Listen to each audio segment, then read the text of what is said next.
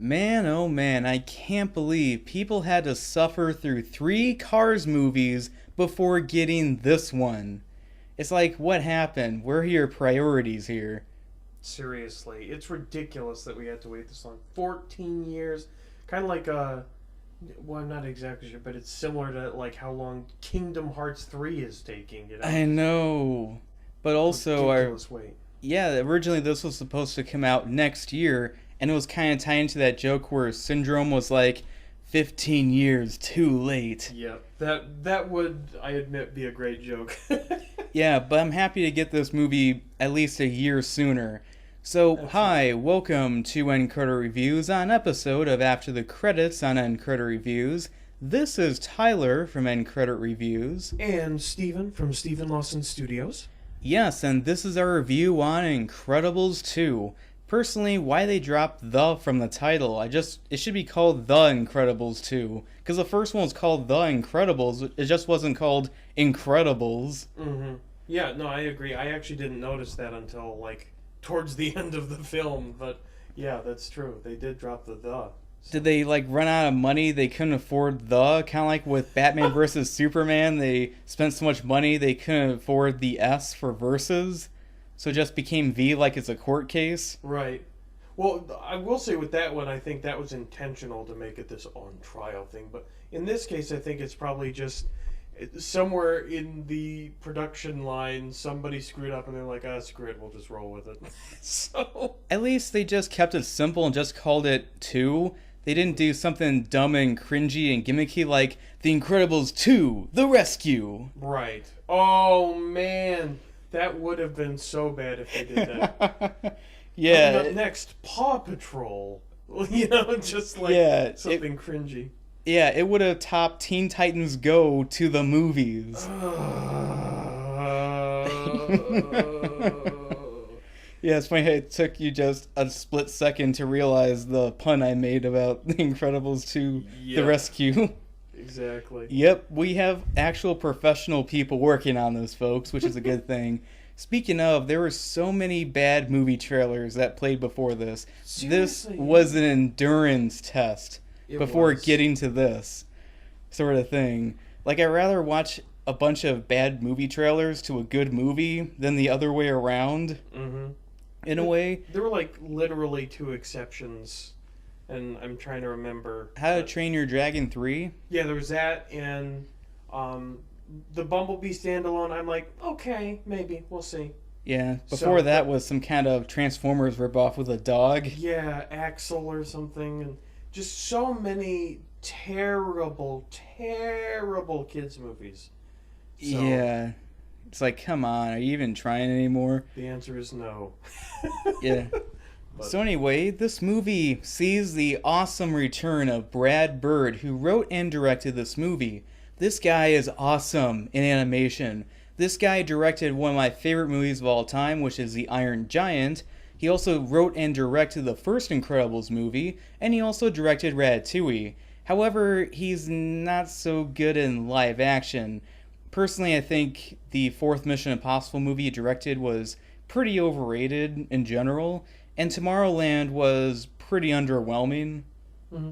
Yeah, I will say in terms of Mission Impossible, I don't think I'm quite as down on it as Tyler is, but I can understand that, and it certainly I don't think deserved all the praise it was getting, and I definitely agree about Tomorrowland. To me, that's easily the worst on his roster. So, yeah, I think that's very true that he's shown his marks in animation, but he's got some work to do if he wants to do live action. Yeah, personally, I think you just stick with animation from now on, since it seems like every time he does the animation, he pretty much hits it out of the ballpark, which I think is awesome about it, when I just listed that filmography in that. So yeah, pretty much this is his first big return to animation. This is his first animated movie since Ratatouille, and that was 11 years ago? Good grief, it's been that long. I've forgotten about that. Yeah, too long, basically. Alright, so basically we're just going to quickly recap the first Incredibles movie, which I think is great in that. And also I think Syndrome was a great villain, and then like Marvel basically ripped him off when Iron Man 3 with Aldrich Killing's character. Kinda, yeah. Yeah, they made him like super bland and pretty forgettable. Mm-hmm. And it's like, this is how you do it wrong. Look at Exactly. Incredibles, that how you do it right. Pretty much, yeah. So anyway, with this new one, the movie takes place just right after the events of the ending of the first one, where we see the Underminer doing his thing, and the Incredibles try to stop him in that. And basically, there's this new push to try to get superheroes legal again by a guy named Winston Devor, what? How you pronounce that? Devore. Devore, voiced by Bob Odenkirk, who you probably best known as Saul from not just Breaking Bad, but also Better Call Saul. Mm-hmm. So basically, they say that, oh, our studies show that Elastigirl, who's voiced by Holly Hunter in this movie, basically, she's going to be leading the push for getting the superheroes legalized again and to try to introduce newer superheroes as well. Meanwhile, Mr. Incredible, voiced by Craig T. Nielsen, and basically has to be a stay-at-home dad now to try to help raise the kids. Of course, we have Violet, voiced by Sarah Vowell again, but also now replacing the voice actor for Dash is that of Huck Milliner. I think the original voice actor for Dash from the first movie was, I guess he got too old for the voice, so they had to recast him, which is understandable, but he did sound pretty much like he was. And of course, we have Jack, who's voiced by Eli Fugal, F-U-C... Probably Fusil. Fusil? Yeah, a weird last name, in a way. Just be called Eli F. if you have something like overly complex and weird Right. in that. Meanwhile, of course, there is a new mysterious villain known as a Screenslaver, who I noticed that the voice in the trailers are different than the voice in the movie, Mm-hmm. in a way. But yeah, this is a movie that I would say was really long awaiting, as well as it was a pretty packed theater when we went into it. Absolutely. So what did you think of Incredibles 2, Steven? Well, I liked it a lot. I think it offered some good stuff tying in from the previous one, while also keeping it a bit new and fresh, and also bringing in the whole idea of heroes being a political controversy into the current times that we live in, with a bit of a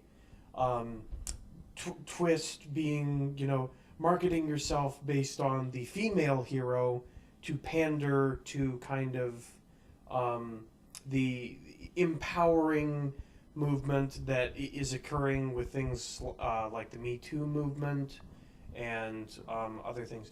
And to be clear, I'm not saying in this that those movements are all bad or anything, but it's clear that a lot of marketing pandering is done to that in the SJW crowds, and acknowledging that in the times we live in with the superhero was pretty interesting, and I think it worked for it.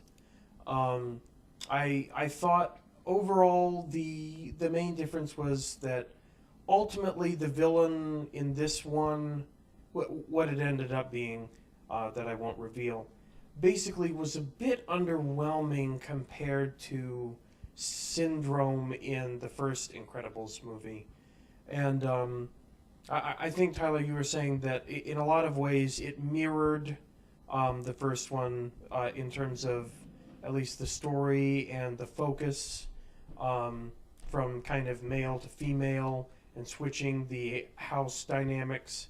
And I agree with that. I think that's a good observation. And I think it overall worked for it. There were some things where I thought, okay, well, I would have liked to have seen a little more of these characters in it from what we were seeing, but at the same time, it was a good way to make Elastigirl especially shine in this one. And it wasn't, the way that they did it, it wasn't just a mindless pandering job like in so many other movies these days, which was a really good thing about it that I appreciated. Yeah, I mean, basically, I do think in a way there is kind of an interesting kind of family message in both films. In a way, you can kind of look at the first Incredibles movie with Mr. Incredible's character as kind of like him going through a midlife crisis and how individualism can kind of hurt the family dynamic. In a way, I kind of see in the Incredibles too how, again, individualism with kind of feminism in a way can, of course, kind of threaten the family dynamic, and how when they become, again, as a group, as a team, as a family, near the end of the film, I felt kind of reflected that, kind of like in the first Incredibles movie, in a way.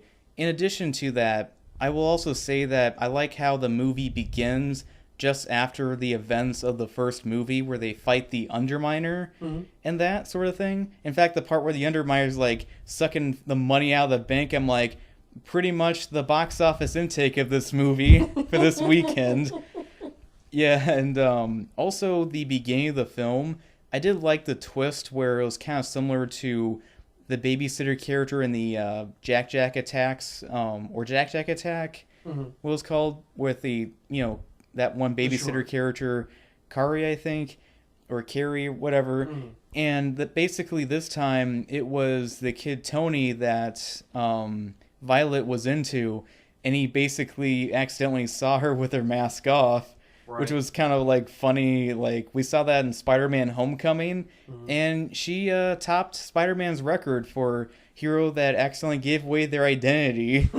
Pretty much record-breaking time. Absolutely. Pretty much, but it was kind of funny, and that what they were trying to go with that, aspect in a way. And also later on, because they, erased his memory in that, he kind of forgot who she was, and she kind of became really angsty, like, I renounced being a superhero.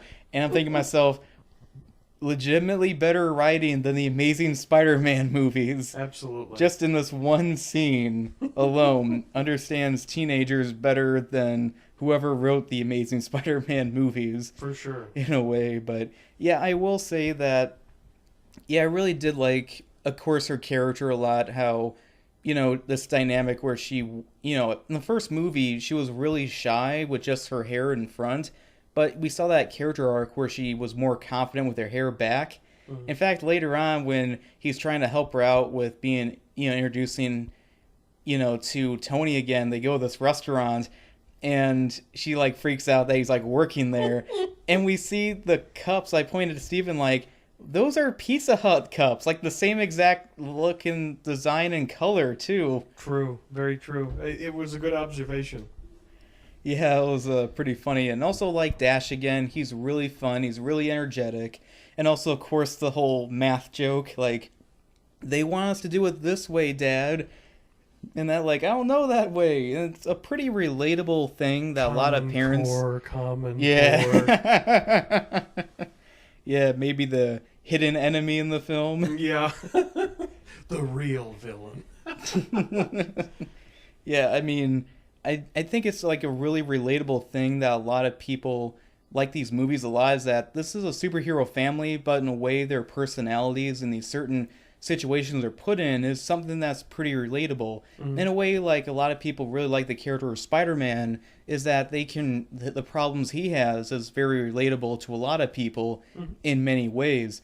In fact, what's interesting too is that even after they battle the Underminer, nothing really goes that good for him. They're still, like, staying in this hotel area, and the media still doesn't like him. So it's kind of funny how you just imagine everything was like, strawberries and roses for him, but in reality, he's like, no, you're still illegal. Right. In that, which I did like that dynamic in that.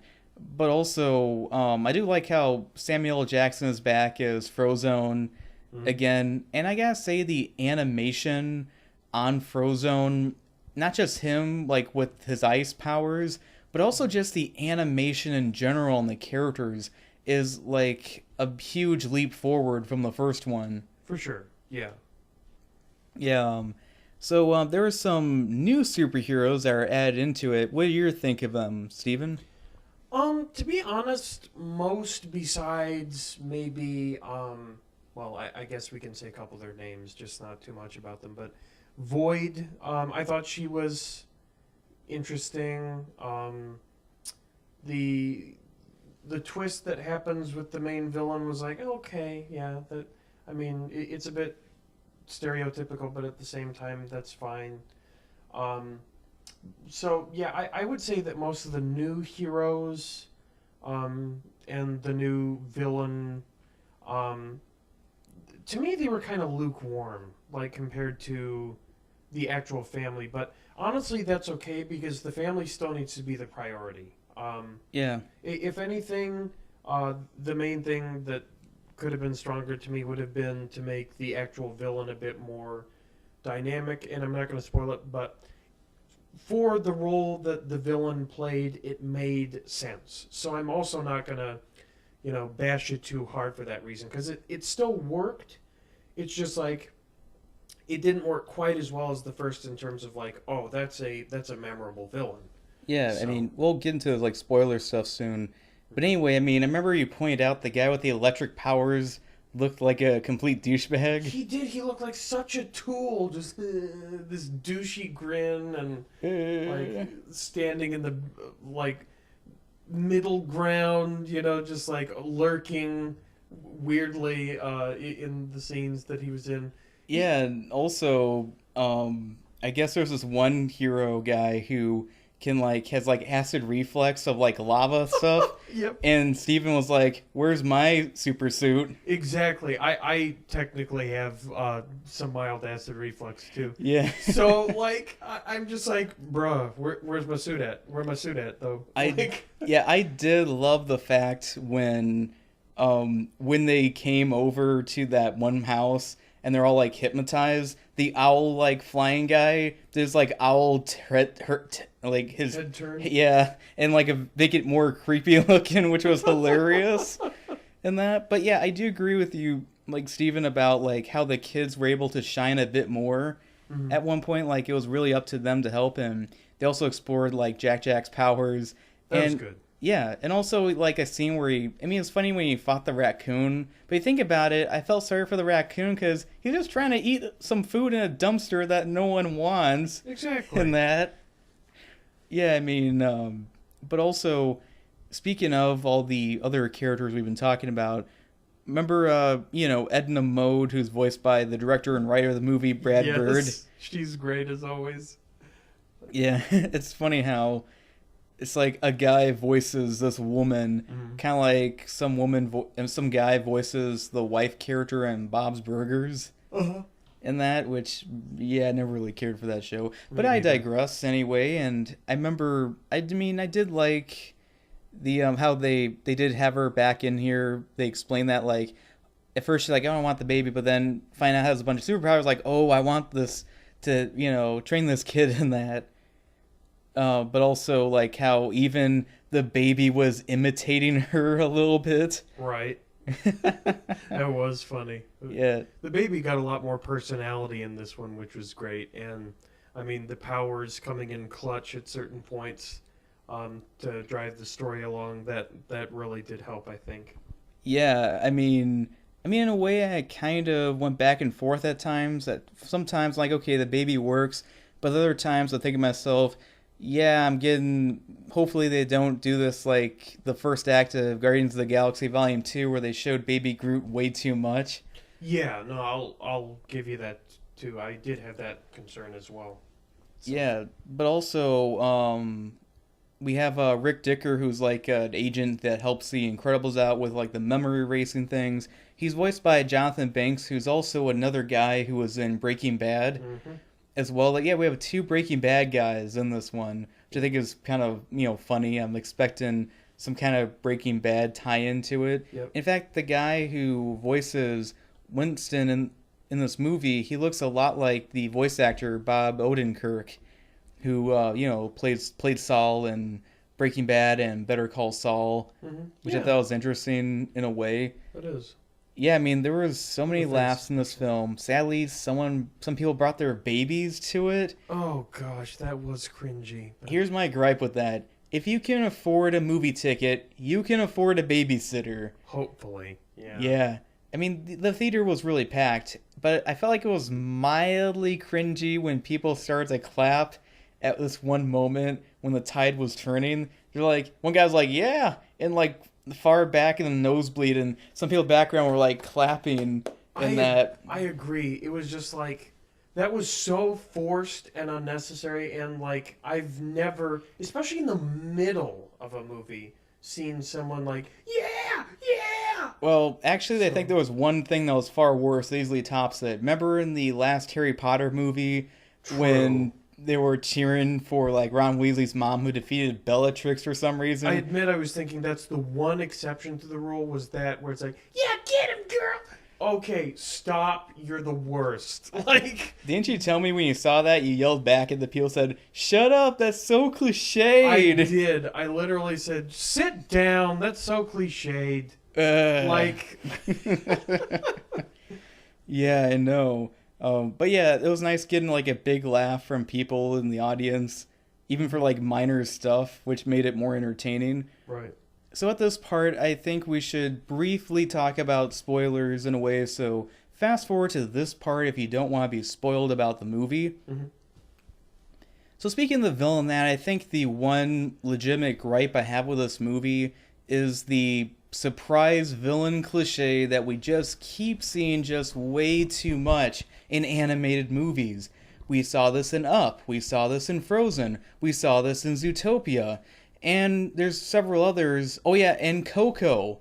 And there's a few others that are not coming to my head at the moment, but if I had to put more thought into it, I could make more examples. And now this one. Why are there so many animated movies with surprise villains in just a short period of time?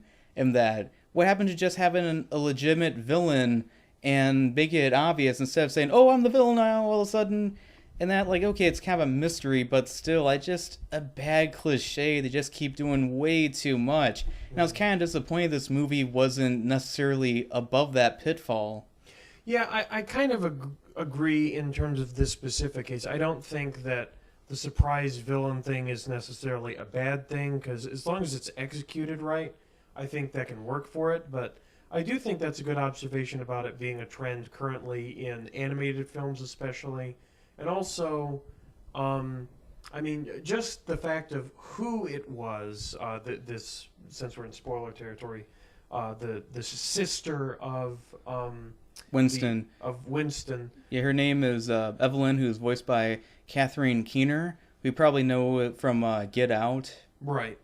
But basically, I found her motivation to be kind of dumb. Like, the logic behind it in, the logic behind Syndrome in the first Incredibles, it was like, yeah, I can see it. He's kind of an immature kid that held on to a grudge until this time to take vengeance. But this woman, it's just like, okay, so your plan is to, like, control the heroes to basically do a terrorist attack at this thing by mind controlling them, and the reason why is because your dad died and you thought that superheroes weren't the solution.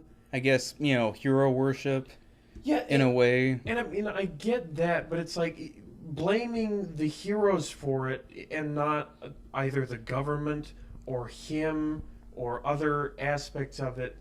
Like the criminals who killed the dad? Yeah, as much, if not more, is just like, this is stupid motivation. Like, I mean, maybe other people just felt that was completely fine, but to me, like, I just felt myself saying, would I throw my life away for something like that? Probably not. Like, Yeah, I mean, then again, she was pretty antisocial in a way, which... yes, but to me, it was just weaker motivation than Syndrome in general. Yeah, I mean, at least they did something different. They didn't kill her off. They actually left her alive, which was interesting. True. But speaking of, I've noticed that at the movie was like, okay, so if you think about it, The Dark Knight Rises ripped off the ending of The Iron Giant because in both movies, both characters sacrifice themselves by being pretty much hit by a nuclear explosion, and they both have, like, statues in their honor, and they're secretly alive still.